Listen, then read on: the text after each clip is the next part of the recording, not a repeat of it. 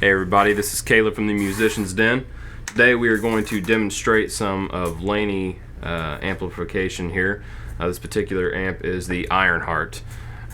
Before we get too deep into doing the tones, I do want to explain the front panel. On the far side you've got the power and standby. That's pretty basic, don't need to go over that. The first knob you see here says watts, and what that is a power soak. For those of you who may not know what that is, a power soak gives you the ability to control the amount of wattage that your amp pushes. So this is a great tool for the musician who lives in an apartment but plays gigs by night. If you turn the wattage all the way down, it's less than 1 watt, and you can really dime these volumes out and get that real tube tone at a low volume so you can enjoy playing at home. But then when it's time to head to the gig and blow the walls off the venue, crank that watts all the way up. It does a great job there too. The tone is a little bit different than your standard tone knob.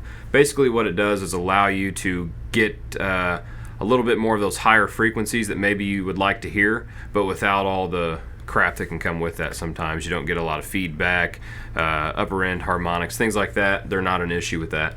The dynamics is kind of the same thing, but on the opposite end. It controls your low end. So the lower the setting, that's the tighter the bass, and the higher the setting, that's the looser the bass. The top line is for your clean and rhythm channels, and the EQs for those. So over here you see you have a clean and rhythm toggle. Depending on which way you're switched, you're on the clean or rhythm channel. You have your clean volume here, and then you've got your rhythm gain right next to that. You're gonna have your EQs, treble, middle, and bass, and then you have your rhythm volume on the far side.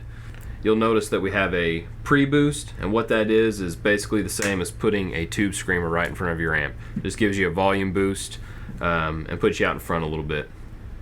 Then you've got your gain for your lead channel, middle, bass, and treble, just like the top one there, and then your lead volume.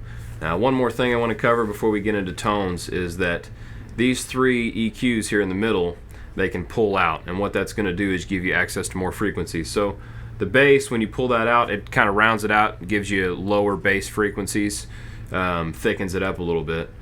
Your mid knob, when you pull that out, it does the same thing. It shifts those middle range frequencies down to give you a lower mid range to work with. And then the treble, when you pull that, it basically just gives you a more rounded pan. You have more access, a little bit more control over how dynamic that treble is. So those are great tools for really getting in there and manipulating frequencies and getting your ultimate tone, because you can push or pull any of them. They don't all have to be out or anything like that. So it's all about preference and what your ear likes. So we'll get into the clean channel here. I'll do just a brief sample on that and show you what it can do.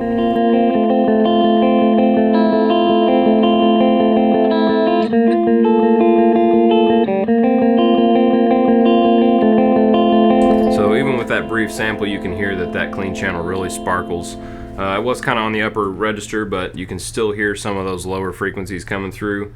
It's a well-rounded clean channel, and at high volumes it doesn't really break up either. So if you're looking for something that you can be loud with and still get a crystal tone, this amp definitely delivers on that. We'll switch to the rhythm channel. For me, this channel would probably be more just kind of like a lead channel over some mellow type material, or maybe if you're playing kind of a lead riff in a full band situation, it works great for that. So I'll show you what I like to use it for and what it can do.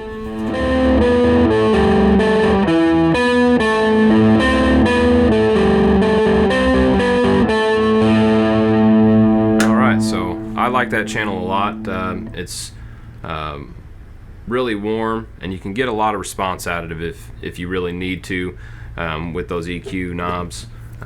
But for what I like, right there is a good spot to be. We'll switch over to the gain channel, and I'll show you what it's capable of here.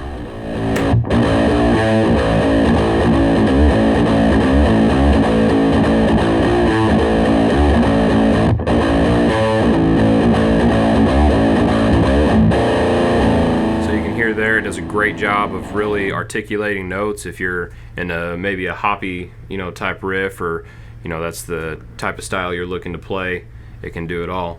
We will flip on the pre-boost here, and I'll play another little section for you and kind of let you hear what that's going to do for your gain channel.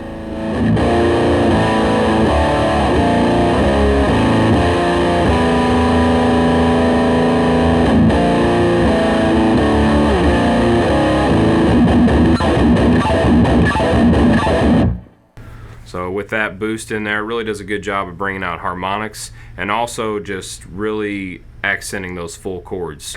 You know, on a 7 string, if that's what you choose to use, or even on a 6 string, and some of those down tunes, you know, if you're hitting several notes trying to get a full sound, sometimes they can kind of bleed into each other. So I was really impressed that this amp does not do that. You can kind of hear all the strings ring over each other.